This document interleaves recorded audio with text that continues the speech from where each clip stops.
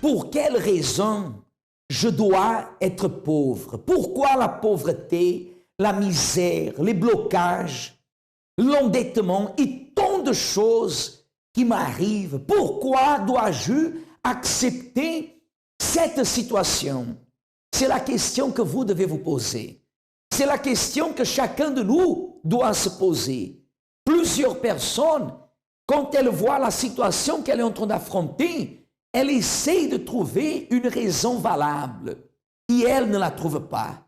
Plusieurs justifications peuvent venir l'environner, mais une raison valable, elle ne trouvera pas.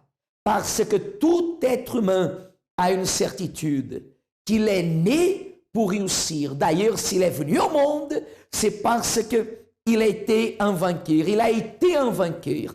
Et dès ce moment que la personne, elle a cette pensée et elle comprend d'une façon raisonnable, elle a le raisonnement qui lui est positif, qui lui est clair, elle refuse de vivre une vie qui ne soit pas compatible avec la réussite, avec le bonheur, la joie, enfin, avec tout ce que l'être humain, il a le droit de recevoir. Si vous voulez dès maintenant nous contacter à travers l'ami 24 heures, vous pouvez le faire en composant le 01 53 35 85 12. C'est une ligne qui est disponible pour vous, où vous trouverez quelqu'un qui pourra venir à la rencontre de tous les doutes que vous avez, ces doutes qui vous environnent, ces situations que vous êtes en train d'affronter, mais n'oubliez pas la question qu'on se s'est posée au début de l'émission. Pour quelle raison dois-je vivre dans la misère? Dois-je vivre entouré de déblocages, d'endettement et tant d'autres choses? Sur ce, nous parlerons aujourd'hui dans notre émission France en direct.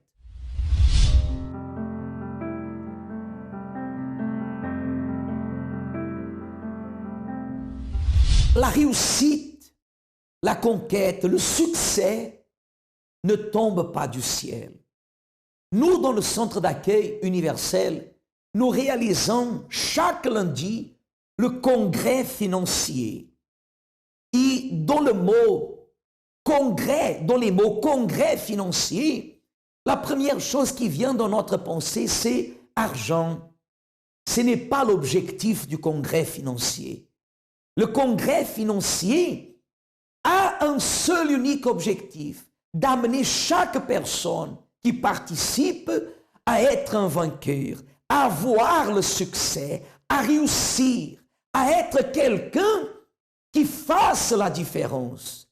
À l'exemple de ce témoignage que nous allons suivre, et tout de suite après, nous allons revenir pour continuer à parler à ce sujet. Restons avec Randy et nous reviendrons tout de suite après. Avant d'arriver au centre d'accueil, j'étais un jeune timide, réservé, qui vivait d'apparence, qui me cachait derrière une personne que au fond de moi, j'étais pas en fait. Parce que je me rappelle que plusieurs fois à la maison, pourtant on est nombreux, on était tous là, mais il y avait un moment où forcément j'allais me retrouver seul et j'étais comme ça, c'était ma nature en fait. Ça fait que même en arrivant au collège, ça a commencé comme ça dès la 6e. Le premier trimestre, je me rappelle que j'avais pas beaucoup d'amis, j'étais vraiment seul. Et c'est au fur et à mesure que ça a commencé, j'ai pu commencer à développer, j'ai eu quelques amis, quelques contacts. Et après, en grandissant, au fur et à mesure des années qui passent, cette réserve, elle a commencé... À l'extérieur, j'étais moins réservé que chez moi. Ça fait que quand je suis arrivé au lycée, là, ça a été l'apogée, on va dire. La manière dont j'étais réservé quand je suis arrivé en 6e et quand je suis arrivé au lycée, c'était différent. Ça veut dire, dès on va dire dès la 2e semaine du lycée, j'étais déjà établi. Ça veut dire que je montrais... c'est comme si je peux dire que je me suis créé un personnage en arrivant au lycée. Parce que j'ai tout fait, enfin, c'est pas j'ai tout fait, mais tout ce que je faisais, c'était pour attirer les gens et qu'à côté de moi, il y ait un maximum de monde pour montrer que j'étais là. Alors qu'en fait, enfin, en rentrant chez moi tous les soirs, je savais que toutes ces personnes qui étaient là à côté de moi, demain il m'arrive quelque chose, je sais qu'elles sont pas là.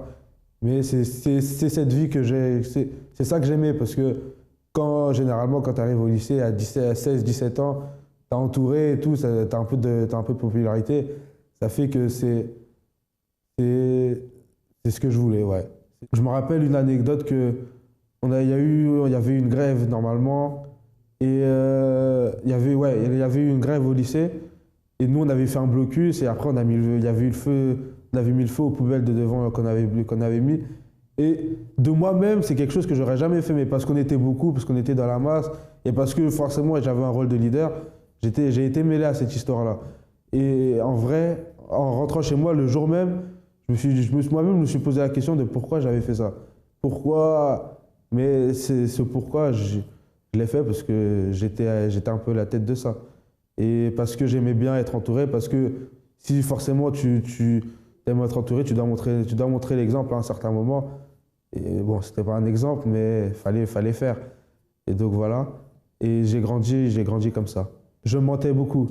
Je mentais beaucoup dans certaines... C'était surtout pour... En fait, les mensonges, c'était surtout pour me valoriser d'une manière. C'est-à-dire qu'il y a quelque chose que j'ai pas, je vais dire que j'ai. Il y a quelque chose que j'ai pas fait, je vais dire que j'ai fait. Et tout ça, c'était pour monter un peu en popularité et tout, pour affirmer un peu le personnage que j'avais créé, en fait. Le moment le plus difficile, c'est quand je suis arrivé en première. À la fin, on passe un petit diplôme pour les points de l'année prochaine pour le bac. Et il m'était arrivé une situation que les gens commençaient un peu à se retourner contre moi, les gens commençaient un peu à voir les choses différemment. Et ça m'avait fait plus... Ça me dérangeait, ça me dérangeait en fait. Parce que je me suis dit, si ceux qui sont à côté de moi, ils pensent comme ça, ils font ceci, cela, comment ça va se passer après? À l'exemple de Randy, beaucoup de personnes, des fois, se posent la question qu'on a parlé au début de l'émission. Pourquoi? Pourquoi dois-je vivre dans cette situation? Mais la vérité, c'est que ceux qui veulent faire la différence doivent être audacieux, doivent être courageux, doivent oser.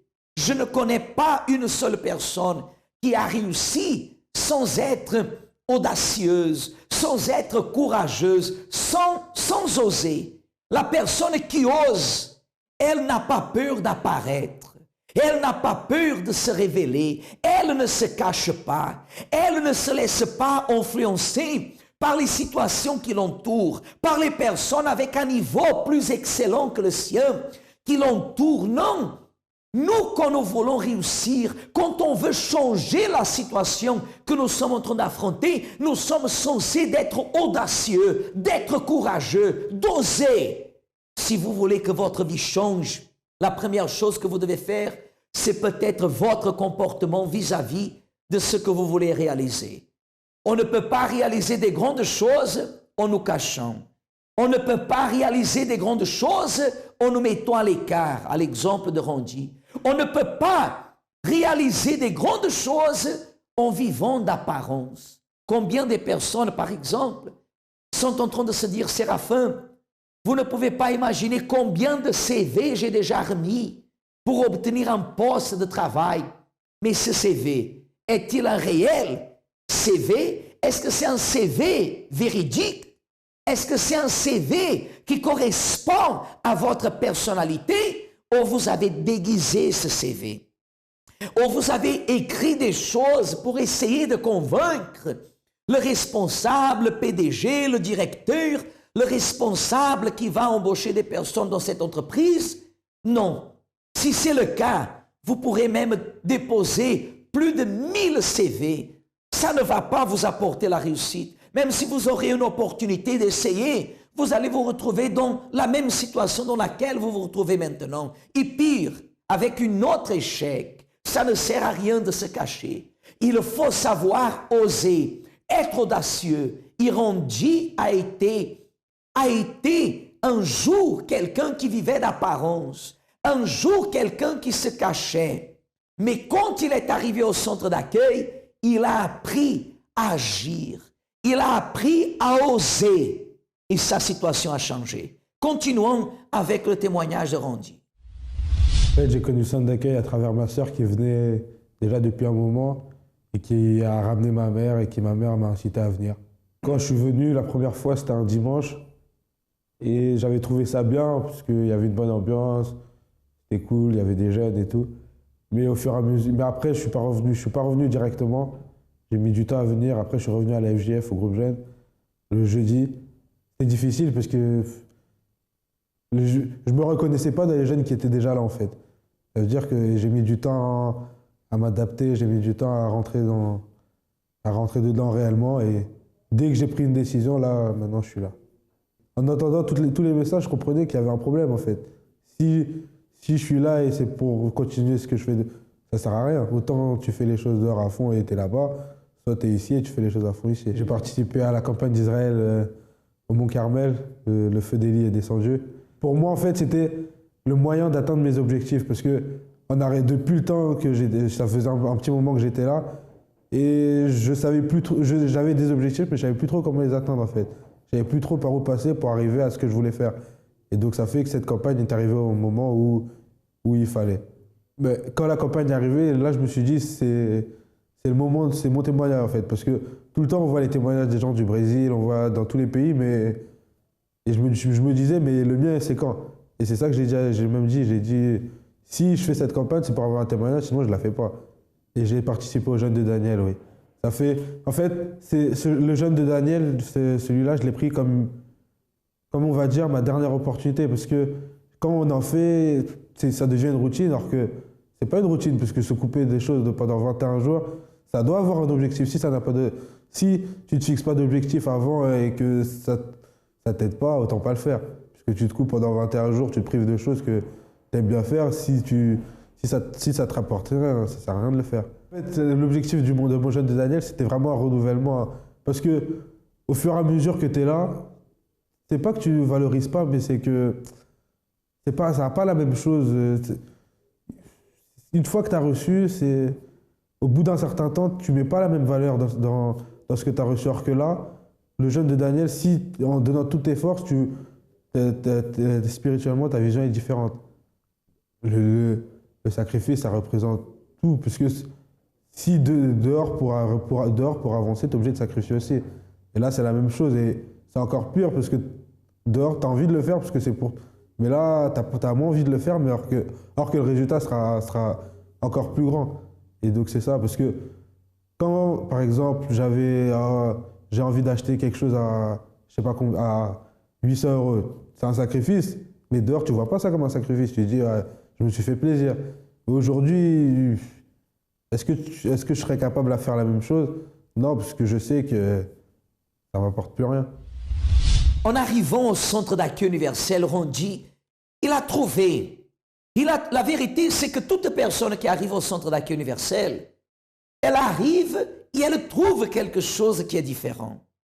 Et il a trouvé quelque chose qui était différent. Et surtout, les défis de la foi, soit dans les campagnes, soit dans les chaînes, dans les propos. Au centre d'accueil universel, nous avons toujours des propos de foi, des campagnes de foi qui puissent amener la personne à aller plus loin, à agir la foi. La foi sans œuvre, elle est morte.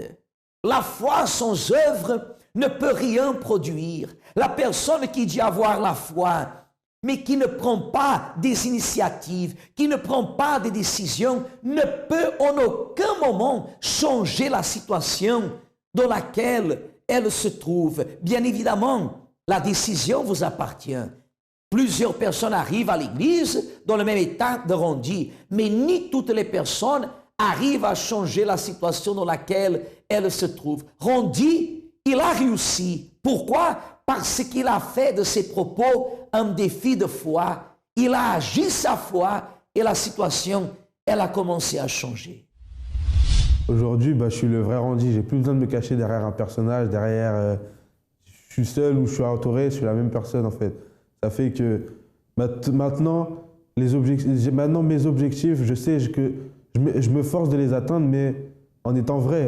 Pas en étant là-bas je suis quelqu'un, là-bas je suis quelqu'un, mais partout où je suis la même personne. Et ça fait qu'aujourd'hui, je suis un jeune épanoui, je suis un jeune heureux, je suis content, je suis souriant. Avant, je souriais un petit peu, mais là, je souris beaucoup plus. Et c'est ça.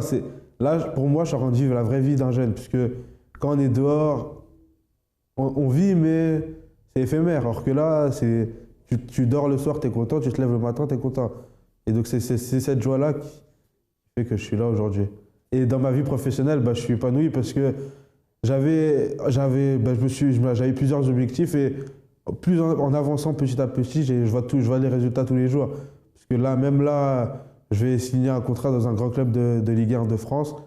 Et à l'âge que j'ai, avec le peu d'expérience que j'ai, c'est quelque chose de très fort. Ça a été possible à travers le sacrifice et à travers le renoncement.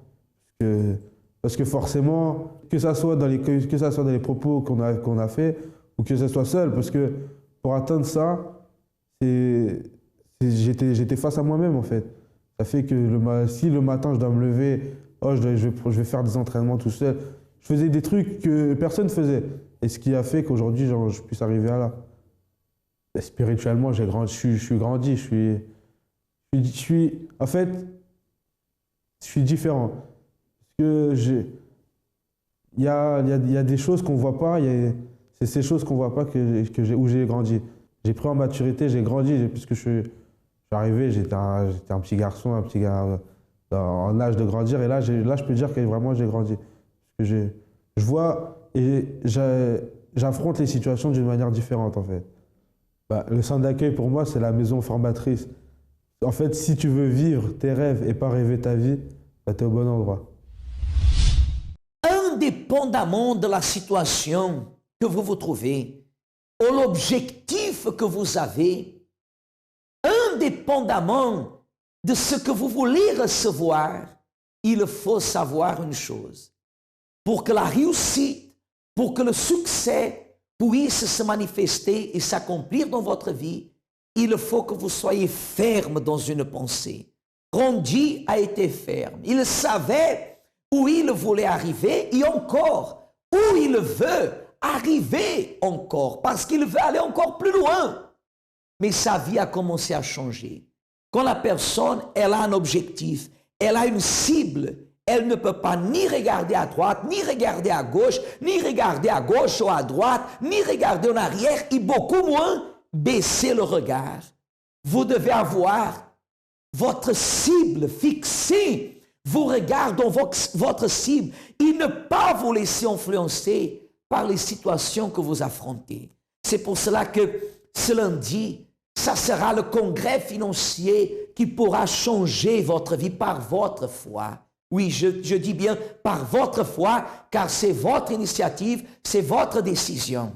Moi, je suis sûr et certain que ceux qui viendront dans cet état d'esprit réussiront. Et nous, ici à Paris, au 254 rue du Faubourg Saint-Martin, tout proche du métro Louis Blanc, au Stalingrad, nous allons réaliser cette réunion, ce congrès, dès 7 heures du matin, 10 heures, midi, 15 heures et 20 heures. 5 réunions, 5 conférences seront dédiées au congrès financier pour que vous puissiez atteindre vos objectifs et changer la situation dans laquelle vous vous trouvez. Paris, 254 rue du Faubourg Saint-Martin, au 10e arrondissement, tout proche du métro Louis Blanc, au Stalingrad. Mais aussi dans toute la France. Vous aurez d'autres adresses, soit en région parisienne, soit en Provence, dans toute la France. Si vous voulez avoir les adresses les plus proches, vous pouvez appeler l'ami 24 heures au 01 53 35 85 12 ou alors en visitant notre site web par le centre d'accueil.fr. Ma vie était complètement détruite. Vraiment, j'étais pas terre. J'étais malade, j'étais endettée, j'avais des problèmes familiaux. Quelle maladie vous aviez? J'avais le diabète, oui. Et c'est là pendant 7 ans.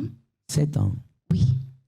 Et ce diabète-là, je suis arrivée à un point où j'avais 7 piqûres, 8 contrôles par jour. Avec ce diabète-là, j'ai eu la tension. j'ai eu l'asthme et j'avais l'oxygène la nuit parce que je ne pouvais pas respirer de moi-même. Et ensuite, j'ai eu la dépression. Dépression. La dépression. Oui. Avec la dépression, j'étais complètement pas terre. Je voulais en finir avec ma vie parce que je ne vivais pas. J'étais seule au monde parce que quand on est dépressive, Personne ne nous comprend. personne ne comprend, on est délégué. Je ne pouvais pas laver les mains ou me laver. Vous aviez un complexe d'infériorité en vous-même. Oui. Et c'est là, ça a duré. Et un jour, j'ai rencontré une voisine donc qui m'a montré la porte de centre d'accueil. Et j'étais allée voir mon généraliste et je lui dis, je ne veux pas continuer à prendre les médicaments. Je vais me battre. Avec Jésus, je vais réussir. Vous-même, de votre foi, vous êtes allé voir et Oui, vous avez parce pris que cette décision. j'ai cru. Vous avez cru. J'ai cru. J'ai commencé à participer à la campagne d'Israël.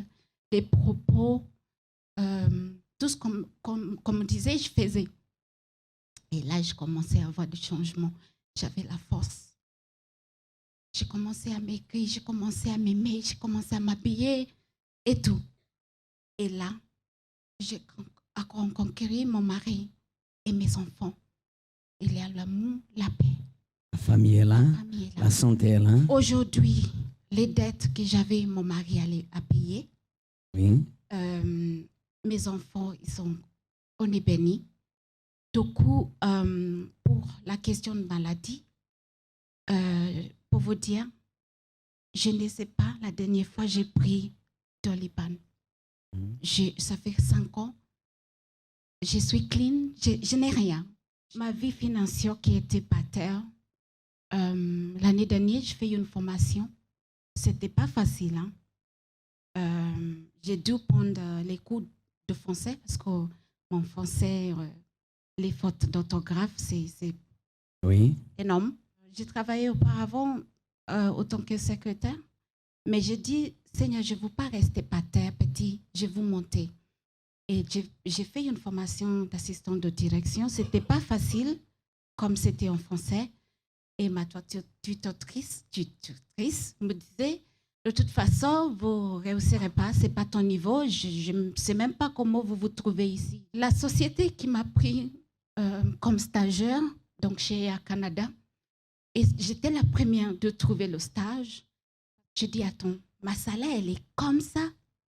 Ça ne suffit pas de travailler dans une grande boîte. J'ai dit, Seigneur, donne-moi une direction. Octobre l'année dernière, je commençais à postuler, sans rien dire à personne. J'avais postulé pour l'ambassade de Zambie, octobre dernier. Le mois dernier, on m'a répondu une offre de travail. Aujourd'hui, je présente à l'UNESCO l'ambassade de Zambie. J'ai mon bureau à moi, j'ai la paix, j'ai tout. Amen. Félicitations, madame, que Dieu vous... Regardez-moi, continuez, parce que vous allez encore témoigner encore. À l'exemple de Rosemary, votre vie peut aussi changer. Je dis bien, peut aussi changer. Nous avons des centaines de personnes qui viennent le lundi participer du congrès financier. Si je vous dirais que toutes ces personnes ont déjà eu leur vie transformée, je serais en train de vous mentir. Je serais en train de vous parler des choses qui ne correspondent pas à la vérité. Et ça, ce n'est pas dans notre índole, ce n'est pas dans notre comportement de vous montrer des choses qui ne correspondent pas à la réalité. Mais ce que nous pouvons vous dire, c'est que toute personne qui y participe, elle trouve la direction. Maintenant, si elles vont agir ou pas, ça c'est la décision qui est strictement personnelle. Le prix à payer, ça vient de l'intérieur de chaque personne. Quand vous êtes déterminé à changer de vie, votre vie changera. La vie de Rosemary a changé, la vie de Randy a changé, et la vie de tant de dizaines, de centaines et de milliers de personnes qui ont déjà participé de ce congrès dans le monde entier, soit en France, soit dans toute l'Europe, soit dans le monde entier, là où il se trouve le centre d'accueil universelle. Aujourd'hui, c'est une journée que je suis sûr et certain pourra donner une direction de réussite et de succès à votre vie. N'hésitez pas, venez participer avec nous de cette réunion spéciale. Vous pouvez contacter, comme je vous disais tout à l'heure, l'ami 24 heures au 01 53 35 85 12. Je voulais vous inviter à préparer votre verre d'eau parce que d'ici peu, nous allons faire une prière spéciale qui va venir à la rencontre de votre besoin. Et je suis sûr que cette prière de foi vous donnera la force et l'envie de réussir et d'avoir le succès. Préparez votre verre d'eau et nous allons revenir tout de suite après.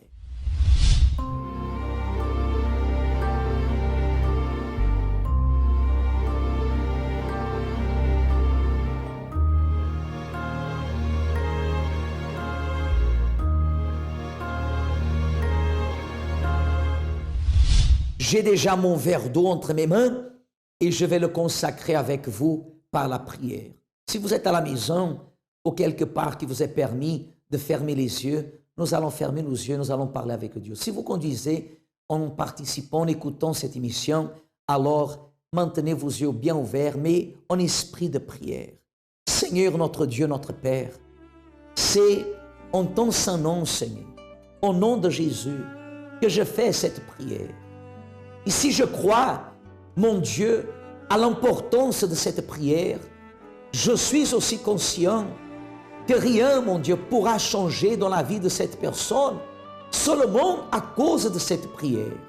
Mais l'état d'esprit de cette personne peut changer parce que si elle est fatiguée, attristée, abattue, Seigneur, cette tristesse, ce fardeau, ce mal qui domine sur elle, il est chassé maintenant au nom du Seigneur Jésus, que tout ce mal sorte de la vie de cette personne et qu'elle puisse trouver sa liberté, sa joie et son bonheur. Mon Dieu, viens vers elle, viens la capacité, viens la soutenir pour qu'elle puisse se battre, affronter les problèmes, réussir devant les situations qu'elle est en train de vivre et ainsi avoir une vie qui puisse te glorifier. Mon Dieu, je consacre la vie de cette dame, de cet homme, ou même de ce jeune entre tes mains, et je le déclare dès maintenant béni. Je consacre cette eau au nom du Seigneur Jésus. Buvons de cette eau maintenant et recevons la paix, la joie et la force pour réussir au nom de Jésus.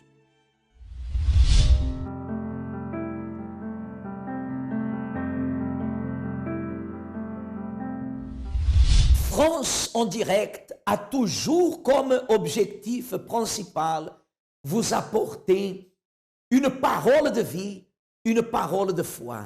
Aujourd'hui, on vous a parlé par rapport au congrès financier. Demain, nous allons revenir en parlant au sujet de la santé, une santé restaurée.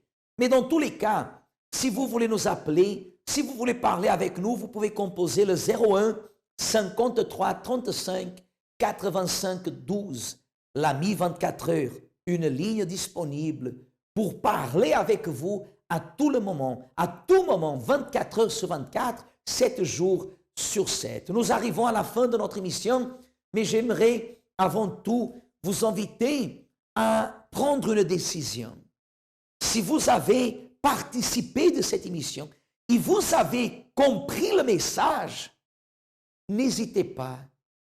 N'hésitez pas. Si vous me dites, Séraphin, mais j'ai un certain doute, venez avec le doute que vous avez. Séraphin, j'ai une certaine peur, venez avec la peur. Séraphin, j'ai une certaine hésitation, venez tel comme vous êtes. Vous n'avez rien à payer, n'apportez pas votre portefeuille, porte-monnaie, chéquier, n'amenez absolument rien. Venez vous-même, venez constater et changer la situation que vous êtes en train d'affronter. Que Dieu vous bénisse et à demain.